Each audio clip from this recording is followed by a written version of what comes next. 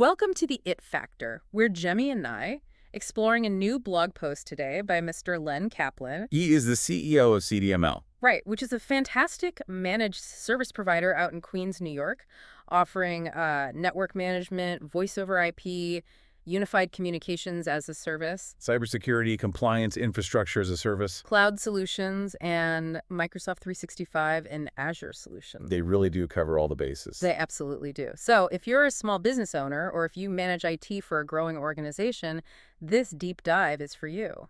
It definitely is, because the topic we are getting into today is, well, it's pretty heavy. It is. I don't say this lightly, but it might actually change the way you sleep at night. Yeah, the article is titled, Your Cyber Insurance May Not Pay Out.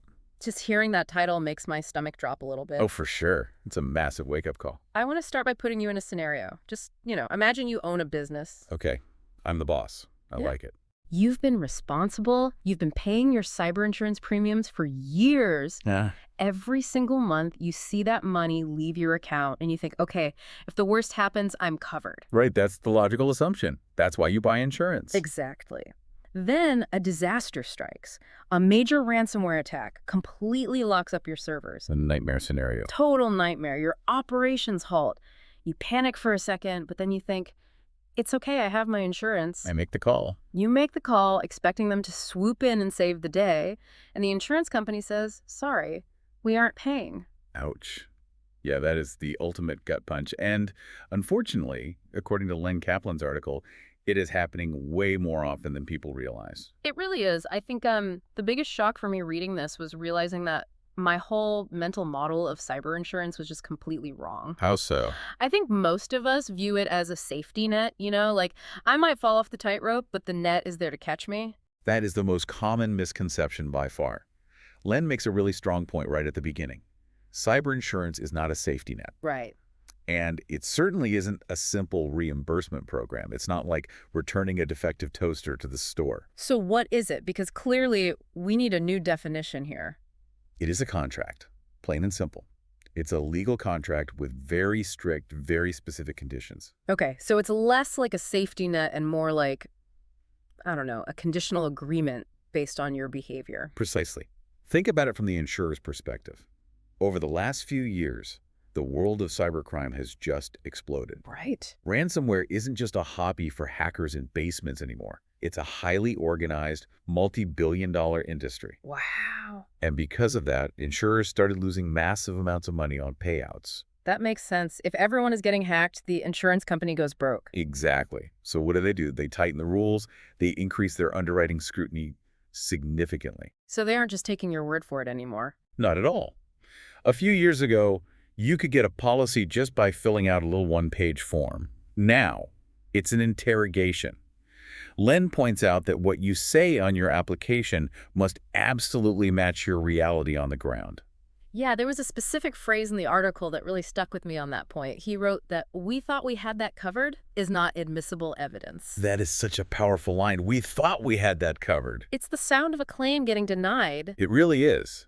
In the eyes of the insurer, you can't just think you're secure. You have to prove it. Okay, I want to unpack this using an analogy from the article because I thought it was brilliant. He compares cyber insurance to the emergency room. It's the perfect comparison. Right. Everyone understands how an ER works. Right. The ER is there for trauma. If you have a heart attack or you break your leg, you go to the ER. Exactly. It handles the immediate catastrophic physical trauma. But, and this is the kicker, the ER doesn't come to your house and make you eat a salad. Right. The ER doesn't force you to go for a jog every morning. It doesn't replace a healthy lifestyle. Correct. It doesn't replace diet, exercise, regular checkups, taking your vitamins. And in this analogy, the insurance company is the ER. They handle the financial trauma after the hack. Yes, but they do not replace cybersecurity governance. They do not replace preventative care. That makes it so clear. If you spend years eating junk food and smoking and you have a heart attack, the doctors will treat you. But an insurance company might look at that lifestyle and say, wait, you told us you were a marathon runner? Bingo. And in the cyber world, junk food is, using bad passwords, it's ignoring your software updates, it's skipping employee training. So what does a healthy business look like to an insurer? What are the habits they expect? Well, the article lists a few key preventative care items. Right. It looks like routine security assessments. It looks like rigorous patching. Identity hardening too, right? Yes, this usually means multi-factor authentication or Mhm. MFA. It also looks like monitoring your backups and constantly training your employees. So if you aren't doing those daily health things, the insurance company looks at your claim and says, this was preventable. Preventable, and therefore we aren't covering it. Or even worse, you told us you were doing these things on the application, but your server logs show otherwise. Ouch. That is a brutal reality check. It is. Let's get into the nitty-gritty here because I want to get really specific. Where do people actually mess up? Nobody wants to get their claim denied, so where are the trapdoors? This is where Len provides some incredibly valuable technical insight. He calls these issues governance failures. Governance failure. Yeah, they look like technical glitches on the surface, Yeah. but they are actually failures of management. Okay, let's start with the big one everyone talks about, MFA. Right. On almost every insurance application now, there is a box that asks, do you use MFA for remote access? And most businesses just check yes. They do. They have it turned on for email, maybe for the VPN, so they think they're good. But there's a catch. A huge catch. Did you enforce it for everyone? I can totally see this happening. The sales team has it, but maybe the CEO didn't want the hassle of pulling out his phone every time he logs in. Exactly, the executive bypass. Or maybe the remote access points were covered, but the internal admin accounts weren't. Right. Or maybe there's this old legacy application that the accounting team uses that doesn't really support MFA easily. So IT created a temporary bypass. Which became permanent. Always. Yeah, And then the hackers find that one unlocked door. because they always do. If they get into an account that didn't have MFA and you claimed on your form that you had MFA across the board, the insurer can say, you lied, material misrepresentation, claim denied. And saying, well, we told staff to use it isn't an excuse. Not at all. We told them it's just intent. Insurers want enforcement. They want to see the setting in the system that forces users to do it, with zero options to skip. Man. Okay, next one. Backups. I feel like everyone knows they need backups by now. How do you mess that up enough to lose your payout? You have the files, sure, you back up your data, but are they isolated? Isolated, like physically separate. In a way, yes. Modern ransomware is incredibly smart. It's not just a smash and grab. When it gets onto your network, it looks around. It hunts. Oh, that's creepy. It is. It finds your backup servers first. It deletes or encrypts your backups first, and then it locks your computers. So if your backups are connected to the main network... If they aren't air-gapped or immutable, they are completely useless. You go to restore your data, and your backups are just as corrupted as the live data. That is terrifying. It gets worse. Even if they are isolated, here's the kicker that trips up so many businesses. Did you actually test restoring them? Oh, I assume most people just assume the backups work. Assumption is the mother of all claim denials. Right. If you can't prove you tested a restore, if you don't have a log showing, on June 1st, we successfully brought this server back from the dead, the insurer can argue you are negligent. You bought a parachute, but never checked if it had holes in it. Exactly. You literally need a receipt showing your backups actually work. No receipt, no payout. What about endpoint protection? That's just antivirus, right? Essentially, yes, but a much more advanced version. The issue here is usually exclusions. Exclusions. Yeah. Sometimes IT departments will turn off the protection for certain folders because it slows down a specific piece of software. Oh, I see. Like, the database is running slow, the antivirus is scanning every single file, so you tell the antivirus to just ignore that folder. Exactly. Just skip the C drive data folder. Yeah. But if the virus gets in through that unprotected folder, that exclusion, and you told the insurer you had 100% coverage. You have a big problem. A very big problem. It really seems like a lot of this comes down to consistency. Len mentions patching as a major point of failure, too. Patching is huge. If you leave a known vulnerability open, something that Microsoft or Apple released a fix for months ago, and you just didn't get around to installing it. It's like leaving your front door wide open and asking the insurance company to pay for the burglar. They're going to say you didn't even lock the door. Yeah. And then there are logs. I imagine this is kind of like the black box on an airplane. That's a perfect analogy. If a plane crashes, the investigators need the black box to know why it went down. If your network crashes, the insurance forensic team needs the logs to know how the hackers got in. And if you don't have those logs... If your logging was insufficient for forensic validation, you can't prove it wasn't your fault. Or, honestly, more importantly, you can't prove the extent of the damage. What do you mean? Well, maybe the hackers only stole 10 files. But without logs, you can't prove they didn't steal 10 million files. Oh, wow. So the insurer might refuse to pay because they simply can't verify the loss. This is so stressful. Okay, finally, breach reporting. This one seems so simple. If you get hacked, call the insurer. Why is this a gotcha? Human nature. Yeah. In the panic, people wait, they feel ashamed, they try to fix it themselves first. They hope it's just a weird glitch. Right. They call their IT guy, they try rebooting servers. By the time they admit defeat and call the insurer, days might have passed. And the clock was ticking the whole time. If your policy says, notify us within 24 hours, and you wait 72, claim denied. You deny the insurer the chance to step in early and mitigate the damage, so they deny your claim. It sounds like even if they don't deny the whole claim, all these little things can still really hurt you. Absolutely. They might reduce the payout significantly, or they might just drag their feet. Investigations take a lot of time. If your documentation is a mess, the investigation takes longer. And while they're investigating, you aren't getting paid. Your business is bleeding money. This actually brings us to a massive distinction that Len Kaplan makes in the article. It's the difference between IT and governance. And I feel like this is the real aha moment for business owners. This is critical. Yeah. Most leaders, CEOs, business owners, they look at security and say, that's an IT problem. The tech guys handle that. Right. I hired a guy, he installed the software, we're good. But insurers don't see it as an IP function at all. They see it as a governance function. Governance isn't about installing the software. It's about proving the software is doing its job and proving that the policies are actually being followed. So IT is doing the work, governance is checking the work and keeping the receipts. Exactly. Intent is not enough. You can intend to be secure. You can try really hard. But trying doesn't count in a contract dispute. Let's look at those receipts. Len lists some specific documents. If I'm a business owner listening to this right now, what should I be able to pull out of a file cabinet? You need your actual policy documents.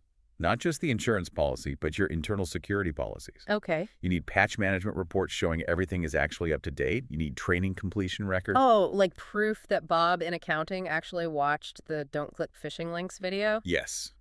If Bob clicks the link and causes the breach and you can't prove you trained Bob, that's a liability. The insurer says you let an untrained employee operate dangerous machinery. Exactly. You also need admin access reviews, showing you're regularly checking who has the keys to the kingdom and removing access when people leave the company. Listeners, I want you to hit that thumbs up button on your app right now if this distinction between intent and evidence is an aha moment for you. Because for me, it really shifts the whole perspective from just buying tools to actually proving compliance. It changes everything. It means you stop asking your IT team, did we install antivirus? And start asking, show me the report that proves the antivirus is working on every single machine. Now, we have to talk about the absolute worst-case scenario. The breach happens, the alarm bells are ringing. Len writes about incident response planning. Yes. He notes a very common mistake here. Buying insurance first and planning the response later. He calls it backwards? It is backward. You don't buy car insurance and then decide to learn how to drive safely. Insurers expect you to have a documented incident response plan, or IR plan. And it needs to be specific, right? It can't just be a sticky note on a monitor that says, call IT. Definitely not. What goes into a real plan? Clear roles. Who does what? Who is the quarterback of the crisis? Escalation paths. Right. Who do we call at 2 a.m. on a Sunday? And decision-making.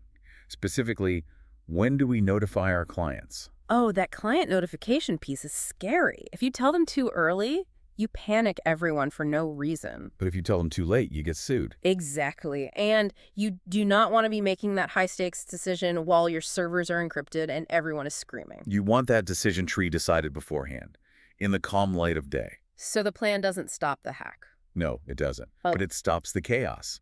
Delays increase damage. If everyone knows their job, you contain the issue faster, which lowers the overall cost of the claim. And Len mentions testing this plan, too. You can't just write it and file it away in a drawer. You have to do tabletop exercises. Sit around the conference table or get on a Zoom call and pretend a hack is happening. Walk through the steps. Like, okay, the server's down. Who do you call? He's not answering. Who do you call next? Exactly. And if you can't prove to the insurer that you reviewed or tested the plan, they might argue the plan was just a piece of paper, not a real protocol. This feels like so much. I mean, for a small business owner, this sounds completely overwhelming.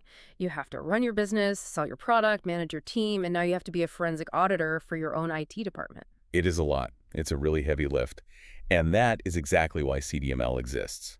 We mentioned earlier that they are a managed service provider, but in this context, they really act as a bridge A bridge between what? between what we believe we have and what we can prove. So how does CDML actually help someone who is listening to this and maybe feeling a mild panic attack coming on? Well, first, take a deep breath. Len details a few specific services they offer to fix this governance gap. The first is a readiness review. What does that entail? Basically, before you even talk to the insurance broker or before your renewal comes up, CDML looks at your real controls and aligns them with the insurance application. They make sure you aren't accidentally lying on the form. Correct. That saves you from the "we thought we had that covered" nightmare later on. They validate the reality. They also do validation checks, right? Yes. They check if the MFA is actually enforcing on every single account. They check if the endpoints are reporting correctly. They find the holes before the hackers or the auditors do. And I assume they help with that backup issue we talked about. Backup maturity. They help you move from "we have backups" to "we test recovery regularly and have the logs to prove it." They make sure your safety net actually opens when you pull the cord. And for the incident response plan. They help build it and test it with you. But maybe most importantly, they offer ongoing governance. Keeping the policies updated. Because businesses change constantly. You add new software, you hire new employees, your policies have to keep up with your real operations. That sounds like moving from a DIY approach to having a professional pit crew. You drive the car, they keep it running, and make sure it passes inspection. It really is. If you want to check them out, you should visit cdml.com. You can subscribe to their blog right there on the site. And speaking of their blog, we should remind everyone that CDML publishes new posts every Tuesday and Thursday. So there is always fresh information coming out to help you stay ahead of these things. It's not just insurance, it's everything IT. It's a fantastic resource. You don't have to be a client to learn from them. The knowledge is just sitting right there. So as we wrap up this deep dive, what is the big takeaway here? If our listener does one thing today after turning this off, what should it be? I think Len Kaplan's final advice in the article sums it up perfectly. If you haven't reviewed your insurance requirements recently, like in the last 6 months, do it now. Don't wait for the renewal notice. Definitely not. And certainly don't wait for a claim. Go check your policy today, look at the specific requirements, then go to your IT team or your provider and ask for the evidence. Ask for the receipts. The receipts. Confirm your controls are actually enforced. Confirm you have the evidence. Confirm your response plan actually works. Because the goal isn't just to get paid if something bad happens, it's to survive the bad thing happening in the first place. Precisely. Insurance is a financial tool, but security is an operational necessity. Don't confuse the two. If you treat your insurance policy like a rigorous checklist for network health, you're going to be in a much better position. You know, thinking about all this, it makes me wonder what happens next. What do you mean? Well, with AI becoming so prevalent, I have to imagine insurance companies are going to start using AI to scan those logs and assess claims. Oh, absolutely. There won't be a human adjuster you can plead your case to. It will just be an algorithm that sees you missed a patch and instantly denies the claim. The baseline for governance is only going to get stricter. That is a chilling thought, but entirely realistic. It is, but it's an empowering message, really. It's scary, yes, but it's solvable. You just have to do the work or hire someone like CDML who knows how to do it for you. Stay safe, stay informed, and stay compliant. If you found this deep dive helpful, please remember to visit cdml.com to subscribe to the blog. Or if you're feeling unsure about your current status, reach out to them for a readiness review. It's a small step that could save your business a lot of money and heartache down the road. We're Jemmy and Nye. Thanks for listening. Till next time.